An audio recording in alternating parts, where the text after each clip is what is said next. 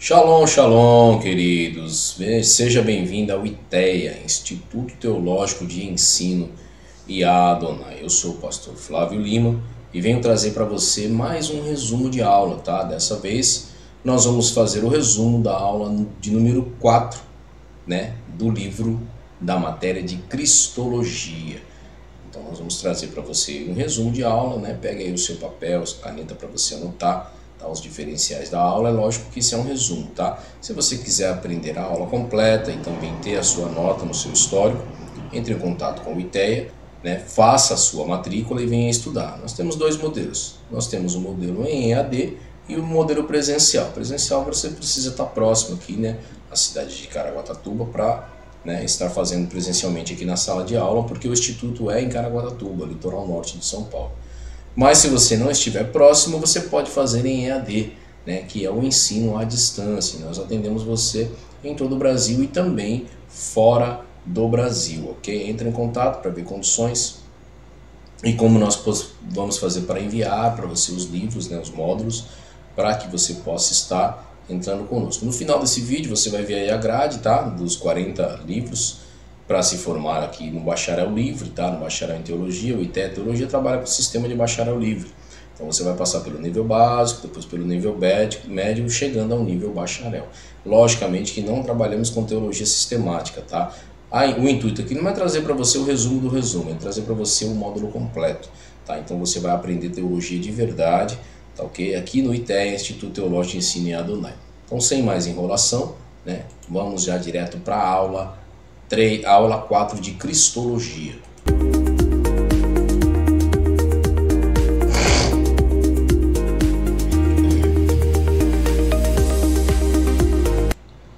Muito bem, queridos, estamos de volta então para a Cristologia, a aula de número 4, tá? O livro de a página de número 55 do livro de Cristologia, tá? Que é esse livro aqui, ó. E nós vamos aprender agora sobre Cristo, tá? Sobre Cristologia.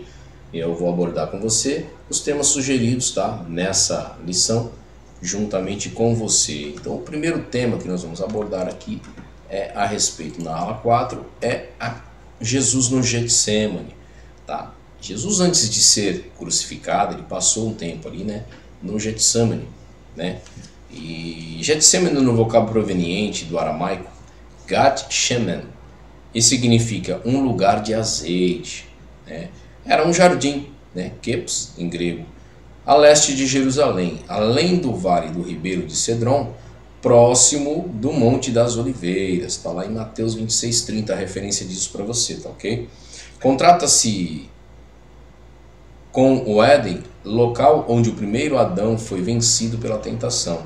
Porém, o segundo, Jesus Cristo, prevaleceu. Lucas 22, 42 e 43. Tá? Então, Jesus ele esteve ali no Getsemane, que era um vale, né, um jardim, em que se fazem, é lógico, né, uma plantação de oliveiras, né, porque o nome, né, a tradução significa lugar de azeite, um lugar onde verte o azeite, né. Mas Jesus também passou pelo horto, tá? E tendo Jesus dito isso, saiu com os seus discípulos para além do rio de Cedron, e onde havia um horto, no qual ele entrou e seus discípulos, tá? João, capítulo 18:1, está relatado isso. Após celebrar a Páscoa, Jesus seguiu, acompanhando os 11 apóstolos, acompanhado de 11 apóstolos para o Getsemane, Mateus 26:36. E ao se aproximar da entrada do horto, mandou que 8 deles se apresentassem ali e convidou apenas 3, Pedro, Tiago e João, a fim de que comprovassem o seu sofrimento. Lucas registrou a profundidade da sua dor. E o versículo diz assim, ó, e posto em sofrimento, e posto em agonia, ora mais intensante, e o seu suor tornou-se em grandes gotas de sangue, que corriam até o chão. 3 testemunhas presenciavam o cumprimento da profecia proferida por Isaías em Isaías 53, versículo 10. Tá ok? Então o que aconteceu aqui? Jesus estava ali, né, no templo ali, né, junto com os discípulos, e ele subiu ao cenáculo do templo. O cenáculo do templo significa segundo andar, tá? Então eles subiram no andar de cima, tá? Não é nada muito especial, como alguns pregam aí, que o cenáculo, o acesso era limitado. Não tinha nada disso. Todos que faziam parte ali do templo podiam subir no cenáculo, porque o que era o cenáculo? Era o lugar onde eles podiam fazer refeições, tá? Era o segundo andar do templo ali, né? E foi onde Jesus aproveitou a situação ali e fez ali, né, a celebração da Santa Ceia, porque tinha ali automaticamente pão e vinho à vontade ali, né? Eles colocavam ali pão e vinho para as pessoas chegavam ali e faziam as suas refeições, mas comendo pão e bebendo vinho de uma forma de alimentar o corpo, né? Jesus pegou aquilo e fez um ato profético, uma simbologia, né, dentro do profético, né, anunciando, né, que ele é a carne e o sangue, anunciando também a crucificação dele, né, logo mais dentro desse ato profético. Então o que ele fez? Ele pegou o pão, o corpo, falou: esse é o meu corpo que é partido por vós, e esse aqui é o meu sangue que é vertido, né, na cruz do Calvário. Fazer isso em memória de mim todas as vezes que se reunirem. Então Jesus, ele deixou uma ordem ali, né? E essa foi a primeira e a última ceia, né? Ele ensinou o modo, né, de ceia para nós, né, a forma que tem que ser feito ali, né? E logo depois ele foi, né, crucificado e morto e ressuscitou. Mas ali ele deixou a sua forma de ceia ali, né? E quando Jesus estava descendo, né, ele estava reunido nessa ceia aí com os 12, tá? Então, vamos tirar esse paradigma que tem pessoas que dizem que Judas não estava no meio, não. Mateus está dizendo lá que ele estava reunido com os 12, então Judas estava também ali junto, tá bom? Até esse dado momento, Judas não era um traidor, Judas não tinha vendido, né, a sua mente e o seu coração, né, para entregar o mestre. Mas quando saiu daquele momento que ele desceu, né, aí Judas, ele foi sim se encontrar com as pessoas que estavam tentando já, né, pagar a ele aí um dinheiro, né, para as 30 moedas de prata, para ele poder entregar o mestre, né, e ao meu ponto de vista, tá bom, na minha forma de interpretar, Judas, ele tentou dar uma desperto, tá? Ele pensou: vou ganhar 30 moedas de prata porque o meu mestre está sempre escapando, ninguém consegue pegar ele, então agora também ele vai escapar, né? E ninguém vai conseguir pegá-lo, né? E aí, na verdade, ele se deu mal. Por quê? Porque Jesus, ele se entregou, né? Jesus não foi preso, queridos, entenda isso. Ele se entregou porque tinha chegado a hora da crucificação, né? A hora em que o cordeiro teria que ser morto, né, por holocausto a toda a humanidade. Então, queridos, saiu os 12, tá? Depois Judas foi, e aí Jesus partiu para o Monte das Oliveiras com os 11, tá? Então a confusão que se faz é aí, dizendo que não, Judas já estava lá entregue, já estava, não. Nesse momento a Bíblia diz em Mateus que aí sim o inimigo, né, o adversário, o diabo, encontrou lugar no coração de Judas. Então nesse momento sim, né, que Judas foi, né, atingido pela flecha do maligno, né, por amor ao dinheiro, porque ele era tesoureiro e gostava de dinheiro, então para ele, né, a ocasião foi boa, né? Mas logo então depois a prova diz que ele se arrependeu, jogou as moedas no chão e subiu para se enforcar, né? Por quê? Porque o prêmio para ele não foi tão, né, do jeito que ele queria, porque ele acabou matando o mestre, né, infelizmente.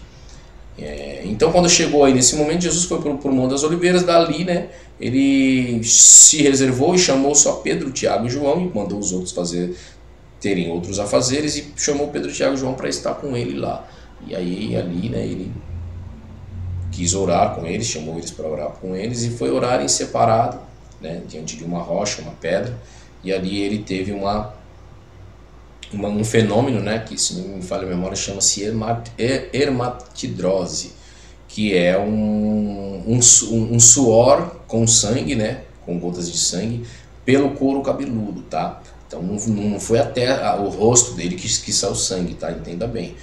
Quando a pessoa passa por um momento, esse evento acontece quando a pessoa passa por um momento horripilante, de muito horror, de muito medo, né? Então Jesus estava ali como um homem se aflorando, porque chegaria a hora, né, que ele ia sentir as dores no corpo, né, por mim e por você. E lógico que Jesus, ele não foi açoitado e não sentiu dor, ele sentiu muita dor, muito sofrimento. E quando ele estava ali, né, nesse momento de oração, ele estava imaginando esse momento, então ele se sentiu, né, realmente com medo, com pavor, muito pavor. Quando acontece isso, né, o sistema nervoso do ser humano, ele identifica, e aí a pressão é tão grande que as veias do crânio encefálicas, né, na verdade que ficam no couro cabeludo, as veias mais rasas, né, elas rompem, e aí acontece esse fenômeno, né, da hematidose, que aí o ser humano, ele soa sangue, então escorreu sobre o rosto, sobre a testa, mas é somente as células do couro cabeludo que soam esse sangue, que vertem esse sangue para fora. Então Jesus, ele sofreu aí, né, esse momento aí, quando estava ali, né, orando já, antecedendo aí, né, a sua forma de pensar, o que ele já tinha revelado, né, a profecia, que ele seria crucificado para salvar toda a humanidade, tá bom? Então Judas o traidor, né, Judas que o traía também conhecia aquele lugar, porque Jesus muitas vezes se ajuntava ali com os seus discípulos, e tendo depois Judas recebido a corte oficial dos principais sacerdotes e fariseus, veio para ali como lanternas e archotes e armas, né? E por apenas 30 moedas, Judas vendeu o Salvador do mundo e, em cumprimento à profecia do profeta Zacarias 11:12 e Mateus 26:14-15, com um beijo traiu o filho. E ao aparecer, Jesus não reagiu à prisão, a sua intenção era entregá-lo, e ele apenas de receber o dinheiro. Então, como eu falei para vocês, eu acho que Judas ele quis dar uma desperta aí, né? Falou assim, já como meu mestre está sempre escapando, então dessa vez não vão prender ele de novo, e eu vou ganhar 30 moedas de prata, porque qual que é a minha função aqui? Não é prender ele, é simplesmente mostrar o local onde ele está, né? Então ele foi esperto, ele cresceu o olho no dinheiro. 30 moedas de prata, nos dias de hoje, por exemplo, dá para comprar um quarteirão de uma vila, né? Para poder construir aí pelo menos aí umas 8, né? Umas 8 não, mas umas 6, 7 casas. Sim, umas 5, 6 casas, aliás. Dá para construir, né? Em área, né? Estamos falando de área geográfica, de terreno, né? Então era bastante dinheiro, né? Para ele cresceu o olho, que sempre, né? Tava sempre de olho nas coisas aí, né? Ele era um tesoureiro, né? Do ministério de Jesus, né? Juntamente com Mateus. E Mateus também era escritor, né? Escrevia também os Atos de Jesus, mas Judas não, Judas só cuidava do dinheiro, do reino, né? Ou seja, provia alimento para aqueles que o seguiam, pegava as doações e transformava em dinheiro para poder comprar e trocava por coisas boas, né? Odres de vinho, pão, enfim, né? Por tudo o que era para ser consumido pelos discípulos. E então Judas fez isso, né, e chegou a trair. Mas o interessante é que Jesus, ele já como profeta, ele sabia todo o plano, sabia de tudo que se sucedia. Tanto quando Judas chegou, ele foi ao encontro dele e falou assim, amigo, a que viestes? Né? Então, quer dizer, Judas ele ficou até atônito, né, com essa palavra, porque na hora que Jesus chegou para ele, chamou ele de amigo, né, e falou, amigo, a que vieste? Tipo assim, eu já sei o plano que você tem, né? Embora você venha me trair, mas eu ainda te amo, eu sou seu amigo. Né? Jesus ele sabia que Judas estava traindo ele e chamou ele de amigo. Tanto que Jesus foi, né, como vocês conhecem na sequência da história, e se entregou, né, se entregou ali para ser preso, né, e posteriormente morto e crucificado e morto, aliás.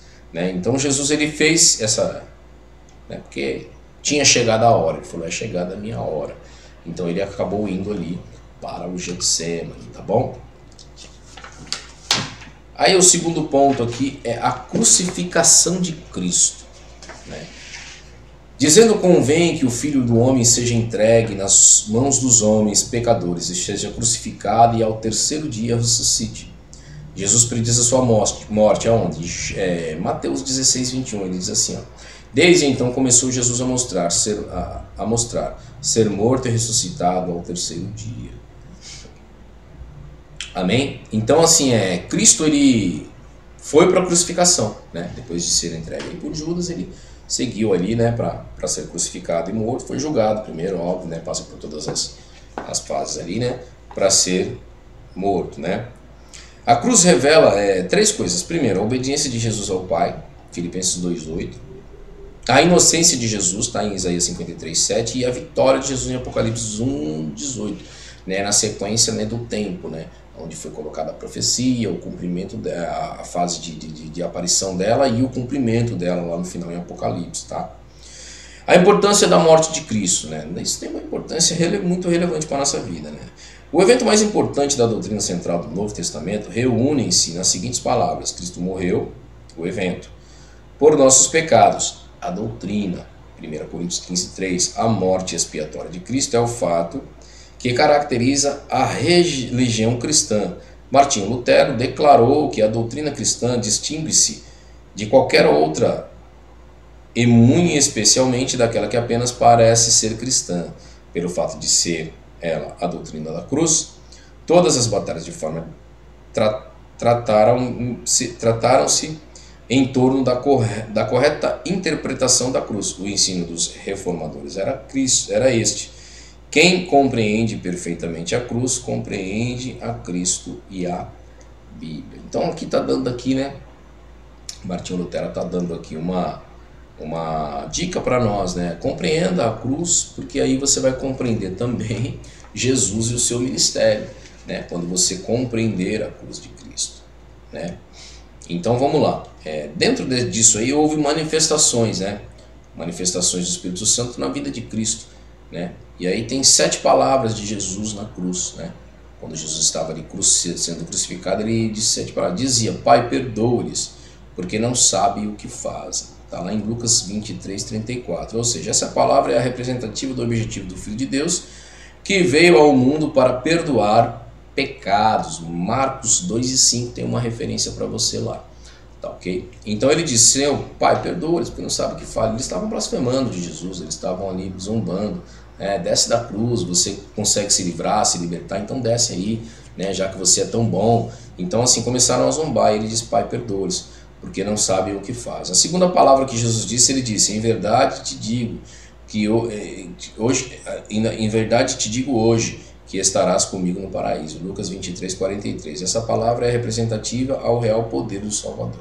Então aqui nós temos um adendo, né, em uma falha com muitos pregadores que pregam por aí, né, inclusive causando aquele absurdo de dizer que o ladrão da cruz inaugurou o céu, né, foi o primeiro a entrar no céu. Esse evento não aconteceu ainda, nem vai acontecer agora, tá? Só após o julgamento que será inaugurado o céu, e Jesus ele vai apresentar para o povo que se salvou, né, aqueles que são chamados, né, vinde benditos de meu Pai. Aí esses benditos de meu Pai sim estarão ali recebendo essa bênção, essa dádiva, tá, ok? Antes disso não tem necessidade disso, nós sabemos, né, e estudamos, né, quem estuda sabe que existe ali, né, um pré-céu, né, que é o seio de Abraão, onde estão ali, né, alguns eventos, alguns acontecimentos, ok? Onde fica isso? Nas potestades do ar, no segundo céu, tá? Onde também há o Hades, né, que é ali, né, o pré-inferno, né, podemos dizer assim, onde tem ali os demônios, Satanás e seus demônios. Então, quando Jesus disse isso para ele não disse para ele: hoje estarás comigo no paraíso, mas ele disse assim, ó: ainda hoje te digo. Essa é a tradução real, tá? Não estou falando de algumas bíblias que tem um erro de tradução, estou falando de traduções reais. A tradução original, fidedigna, está dizendo. Jesus ele disse: em verdade te digo hoje que estarás comigo no paraíso. Então, naquele dia Jesus estava dizendo para ele: ó, você vai estar comigo no paraíso, mas foi uma promessa para o cumprimento junto com todos, né? Não existia privilégio para aquele ladrão da cruz, né? Ele vai entrar juntamente conosco, né, no paraíso com o Senhor. A terceira palavra diz assim: a mulher, eis aí o teu filho, eis aí a tua mãe. Representa a despedida de Jesus deste mundo para o céu. Então lá em João 19:26, 26 e 27, né? João 19, 26 e 27, tá bom? São 2 versículos só. Jesus ele estava dizendo para a mãe dele: mulher, eis aí o teu filho, né? E eis aí a tua mãe, né? Se despedindo ali, né? A quarta palavra ele diz: Eli, Eli, lama sabachthani, que é uma palavra em aramaico, tá? É uma junção de grego, né? É uma junção de hebraico, tá? É uma semântica do hebraico, é uma linguagem que saiu do hebraico, tá? E chama-se aramaico, tá? Representa Cristo desamparado pelo Pai por causa dos nossos pecados, que estava sobre ele, né? Então não é que Deus virou as costas para Jesus, mas aqui esse era um momento em que Cristo estava levando todos os pecados da humanidade inteira sobre ele. Então, nesse ato profético que Cristo fez ali na cruz do Calvário, Cristo ele teve uma repreensão, né? Teve uma renúncia do Pai, né? A palavra renúncia não é correta, ele teve um momento de distância, né? Em que Deus ele ficou ali sem responder, né? E aí Jesus falou: Eli, Eli, lama sabachthani, né? Que significa: Deus meu, por que me desamparaste? É um momento de desamparo, assim, é um momento pequeno, até que depois Jesus ele chegou ao seu final, ao seu objetivo, né? A quinta palavra ele diz: tenho sede, tá lá em João 19:28, tá? Representa o sofrimento de cruz, né, de Cristo, e o cumprimento da profecia de Isaías 69:21, né?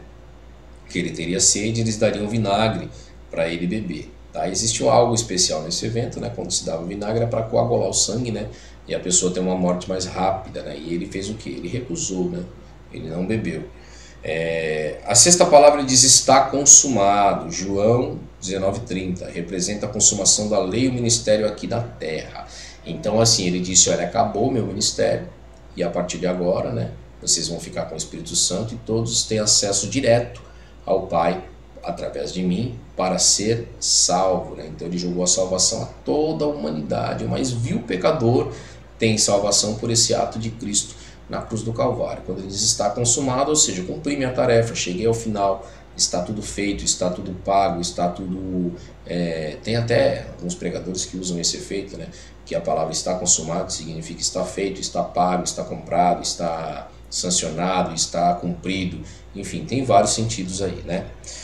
E a sétima palavra que ele diz, Pai, nas tuas mãos entrego o meu espírito, e representa a passagem da vida de Jesus, da vida humana de Jesus para a vida divina novamente, tá? Lá em João 17:5, porque Jesus nesse momento ele parou ali, né, de andar a pé conosco, como eu falei para vocês nas aulas anteriores, né, que a divindade de Cristo ele deixou lá, né, guardada, que é o seu Porsche, a sua Ferrari, está lá na garagem. Então nesse momento ele foi e tornou novamente, né, a pegar o seu Porsche, a sua Ferrari, ou aquele tinha de divindade. Estou colocando aqui uma parábola, tá? Só para saber que é algo de muito valor, né? Que é, logicamente, que não se compara à divindade de Cristo, né? Mas é só na nossa mente, nossa forma de pensar, ok? Então Jesus voltou novamente lá e disse, Pai, em tuas mãos entrego o meu espírito. E a apostila aqui, né, o livro não está dizendo, mas depois ele colocou a palavra e expirou. A palavra expirar significa, não significa morrer, significa partir, né, arrancar-se, né, desse mundo e ir para lá. Ou seja, ele próprio saiu do corpo dele e foi. Cristo não morreu, né, assim, por morte de méritos de alguém, né? Então assim, Cristo não foi vencido pela morte, né? Ele expirou, ele recolheu, saiu do seu corpo em espírito, em alma e espírito, e deixou só o corpo físico, né, para que fosse aí, né? E o evento, tanto que o evento posterior depois é a ressurreição de Cristo, que nós vamos falar já já, tá ok? O que nos trouxe a morte de Cristo? Primeiro, expiação, né? A palavra expiação no hebraico significa cobrir, ele nos cobriu, né, com toda a segurança, com toda a salvação. Depois a propiciação, né? Cristo nos livrou da ira de Deus, assim podemos chegar a Deus no nome do seu Filho, Cristo Jesus. Então o acesso, né, que ele deu foi essa propiciação.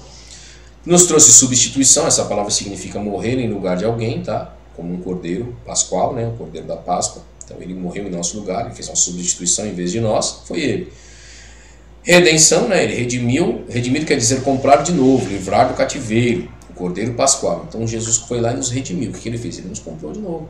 Estávamos vendidos, né, na mão do inimigo, né? Então ele veio e nos comprou novamente. E também nos trouxe reconciliação, tá? Deus não se comunica com o homem pós o pecado. Cristo morreu na cruz para nos reconciliar novamente com o Criador. Agora temos a reconciliação por meio de Cristo Jesus, nosso Senhor e Salvador. Então estamos reconciliados com Deus e com o Pai, né, e com Cristo, né, através do Senhor nosso Salvador. E aí a ressurreição de Cristo, né? Está lá o monte, né, do Getsemane, né, e ali o túmulo de Jesus, né, onde ele foi ali colocado. A ressurreição de Cristo. E no fim do sábado, quando já despontava o primeiro dia da semana, Maria Madalena e a outra Maria foram ver o sepulcro. E eis que havia um grande terremoto, porque o anjo do Senhor, descendo do céu, chegou removendo a pedra, e sentou-se sobre ela, e o aspecto era como de um relâmpago, e o seu vestido branco como a neve, e os guardas, com medo dele, ficaram muito assombrados e como mortos. Mas o anjo, respondendo, disse às mulheres, não tenhais medo, pois eu sei que buscais a Jesus, e que foi crucificado. Ele não está aqui, porque já ressuscitou, como havia dito, vinde e vede o lugar onde o Senhor jazia. Ou seja, a ressurreição de Jesus aconteceu assim, os guardas estavam ali, o anjo veio, removeu a pedra, né, para acontecer ali o sinal, né, da ressurreição. Isso serviu para sinal para nós, não, isso não impedia a ressurreição, Jesus Cristo ia ressuscitar de qualquer forma. Mas o sinal para nós é o anjo removendo a pedra, os guardas estavam ali, viram ali, que lá ficaram como mortos no chão, jogados pelo tamanho poder, né, que os anjos exalaram de si. Mas esse poder não atingiu as pessoas que vinham vindo, as mulheres, né, Marta, Maria, enfim. Quando chegaram ali, né, o que está acontecendo, né, vocês estão procurando Jesus, ele não está aqui porque já ressuscitou, né? Entra e vê, né? Se confira com seus próprios olhos. Por quê? Porque Jesus precisava de testemunhas, né? Para que isso fosse perpetuado e falado, né? Pessoas que viam, né? Viram ali o que aconteceu, né? Então Jesus ele fez isso aí tudo de uma forma muito forte. Como é um básico, tá, da aula, eu tenho que pular uma parte aqui, porque senão fica a aula completa para vocês. A aula completa somente em sala de aula, tá? Ou depois. Então depois que Jesus ele ressuscitou, né? Ressuscitou ao céu, então ele fez o que? Ele fez aparições, tá? Então as aparições de Cristo nós vamos falar aqui. Jesus tendo ressuscitado na manhã do primeiro dia da semana, apareceu primeiramente a Maria Madalena. Marcos 16, 9, que nós já estamos mencionando agora. Os quais também, depois de ter aparecido, se apresentou vivo como infalíveis provas. Atos 1, 3. Tá? Então as aparições de Cristo. Só no dia da ressurreição, Cristo apareceu 5 vezes. Então no dia que Cristo ressuscitou, ele precisava de testemunhas. Então ele apareceu 5 vezes, tá? Primeiro a Maria Madalena, no qual tinha expulsado durante o ministério terreno 7 demônios, Marcos 16, 9, tá? Essa Maria Madalena não é a Maria irmã de Marta, tá? Vamos entender, Maria irmã de Marta é outra Maria. E as outras mulheres companheiras de Maria Madalena que retornaram atônitos no sepulcro aberto após avistassem 2 anjos. Então tinha mulheres ali junto com Maria Madalena, que a Bíblia não menciona o nome, tá? Mas também ali presenciaram, tá? Em terceiro, ele apareceu a Pedro, tá? Seu grande amigo, mas que o negou 3 vezes, né? Marcos 14, 30. Porém, arrependido, chorou amargamente, né? Mateus 26, 75 está dizendo que Jesus lhe apareceu para confortar e demonstrar o seu perdão, né? Mesmo assim, né? Jesus já estava aí sob o poder, né? De perdoar os pecados de toda a humanidade. Depois apareceu a Cleófas, o seu companheiro, que seguia junto à aldeia chamada Emaús, próximo de Jerusalém. O caminho, né, caminho de Emaús que chama, né? Caminho para ir para a aldeia de Emaús, né? E depois aos discípulos que se encontraram trancados com o medo dos judeus, né? As pessoas queriam pegar os discípulos de qualquer jeito, né? Jesus não bateu a porta para não assustá-los, mas se pôs no meio deles e disse-lhes: paz seja convosco. Ele simplesmente apareceu ali, né? E disse: paz seja convosco, tá?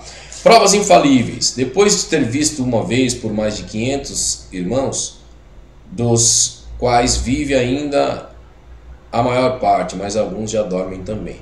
Essa prova está em 1 Coríntios 15, 16, ou seja, dizendo que Jesus foi visto por mais de 500 pessoas, né? Para ter prova, né? O apóstolo Paulo parece desafiar: se não creem em mim, podem perguntar a eles. Uma afirmação desse tipo e uma epístola reconhecida autêntica, escrita no período de 30 anos seguidos ao evento, e talvez a evidência mais forte que alguém poderia esperar obter relativamente ao fato ocorrido há quase 2000 anos. Temos essas mais de 500 testemunhas que viram Jesus vivo depois da sua morte e o sepultamento, e as coloquemos no tribunal. Você percebe que cada uma dessas 500 testemunhas tivesse que depor num tribunal, digamos, por 6 minutos cada uma, incluindo as verificações cruzadas, teríamos um incrível período de 50 horas de testemunho oculares em primeira mão. Acrescentando a isso o testemunho de muitas outras testemunhas, você teria o maior e mais respeitável documento em julgamento de toda a história. Então 500 pessoas testemunhando daria mais de 50 horas de testemunho sobre algo que todo mundo viu, confirmando um ao outro, né, o fato que aconteceu, ok? Consequente a isso veio a ascensão de Cristo, né? E quando dizia isto, vendo eles, foi elevado nas alturas, e uma das nuvens recebeu, ocultando-o aos seus olhos, e estando com os olhos fitos no céu, enquanto ele subia, e eis que junto deles se pusera 2 varões vestidos de branco, os quais lhes disseram: varões galileus, por que estáis olhando para o céu? Então Jesus, quando entre vós foi recebido em cima no céu, há de vir assim como para os céus o viestes ir. Então, nesse momento, né, Jesus ele foi ascendido ao céu, né? A ascensão de Cristo significa, né, que ele foi, né, tomado por 2 varões e foi levado ao céu, tá bom? Existem algumas doutrinas, né, algo que tem que destrinchar ponto a ponto aqui, mas isso é na aula prática ou no EAD se você se inscrever, tá? Não vou falar sobre isso aqui para a gente não passar o tempo do vídeo. E aí, por último, a segunda vinda de Cristo, tá bom? Então aparecerá no céu o sinal do Filho do Homem, todas as tribos das terras se levantarão e verão o Filho do Homem, vindo sobre as nuvens do céu, com poder e grande glória, e eis que venha com a nuvem, e todo o olho verá, até os mesmos que os transpassaram, e todas as tribos e a terra se lamentarão sobre eles, sim. Amém. Né? O fato da segunda vinda de Cristo, né? A primeira vinda vão subir quem? Aqueles que são cristãos, aqueles que creem em Cristo como seu Senhor e Salvador. Mas a segunda vinda, ela tem um preparo específico, tá? A segunda vinda, ela é para o povo escolhido, para o povo judeu. Tá? Por quê? Porque o judeu ainda não entendeu, né, o propósito, não todos os judeus, a maioria sim. Mas muitos judeus não entenderam ainda o propósito, né, de que Cristo ele é o Redentor, de que Cristo é o Messias. Então eles estão fazendo o quê? Eles não estão crendo, vão continuar ali, né, acreditando nas leis, né, e não fazem parte da graça, né, como nós fazemos, né, nós, né, que estamos chamados de protestantes, evangélicos, enfim. Eu prefiro o termo cristão porque é imitador de Cristo, ok? De fato. Mas então Cristo ele vai subir com a igreja ao céu, né? E depois vai vir buscar o povo escolhido por promessa, que tem sobre guarda nos dias de hoje, que nós estamos gravando esse vídeo aqui, dia 8/2/2025, tá bom? Agora são 19 horas e 16 minutos. Nós estamos gravando aqui esse vídeo, né? E nesse momento, quem guarda Israel, né, é o arcanjo Miguel, né? Ele é o guardador de Israel. Isso aí nós falamos profeticamente, tá? Pelos ensinamentos proféticos. Então ele está ali guardando, né? A cidade, Israel. Depois vai acontecer muitos eventos. Israel vai ser dispersa, vai ter uma nova inquisição, vai ser espalhado o povo sobre toda a cidade depois de um falso acordo de paz que será feito de governos aí, né? E quando acontecer isso, o que vai acontecer, né? Vai se despertar. Vai se dispersar o povo, vai vir assim, o arrebatamento da igreja vai ter acontecido logo no conseguinte, e depois vai vir a segunda vinda de Cristo, que todo olho verá. A primeira vinda vai ser um arrebatamento, em forma de arrebatamento, ou seja, num piscar de olhos, todo mundo vai subir, vai ficar só a roupa, e, né, todo mundo vai estar lá no céu, vai subir esperando para o dia do julgamento final, né? Mas os que estão ainda na terra vão viver dias muito difíceis, né? Período de grande tribulação, enfim, pós tudo isso, aí sim, Cristo virá e vai levar a sua igreja, né? Levar os escolhidos na segunda vinda. Então nessa segunda vinda não vai ser arrebatamento, vai ser todo o olho verá. Então todo o olho vai ver, né, Cristo aparecendo nos céus, né, raiando entre as nuvens, todas as nações, inclusive todo o olho verá, né, o que diz a palavra. Vai? Chegamos então ao final dessa apostila, tá? Esse livro aqui de Cristologia, que é a doutrina de Cristo. Então nós estudamos a aula 1, 2, 3 e 4, ok? Então, né, conseguindo assim, vamos passar para os próximos vídeos, tá? Acompanhe aí sempre aí o canal e vocês estarão aí atentos, tá? E sabendo tudo que vai acontecer aí, tá? Nas próximas aulas, tá bom, queridos? Queridos, fiquem todos com Deus, tá? Entre em contato pelo... tá aí acima aí o telefone, tá? Para você estudar aí, ou presencial ou em EAD, tá bom? Mas que Deus abençoe aí todo o dia de vocês, tá? O começo de noite de vocês, grandemente, tá bom? E se você quer crescer na graça e no conhecimento, venha para o ITEA, Instituto Teológico de Ensino IA Adonai. Shalom para todos e até a próxima aula.